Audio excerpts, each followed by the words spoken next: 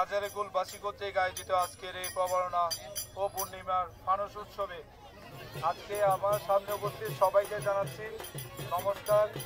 উৎসবের জন্য আনন্দ যাতে আমরা ভাগাভাগি করতে পারি।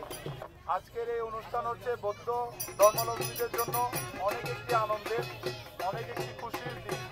আজকে উৎসবের মধ্যে দিয়ে আমরা আমাদের সমাজের যত ধরনের রাহাজানি বলেন, সমাজের যত ধরনের অশুভ শক্তি বলেন, সবকিছুকে আমরা মানুষের মাধ্যমে বিশাল আকাশে উড়িয়ে দিয়ে আমরা যাতে এলাকাবাসীরা সবাই সুখে শান্তিতে সবাই মিলে আমরা যাতে একত্রে বসবাস করতে পারি।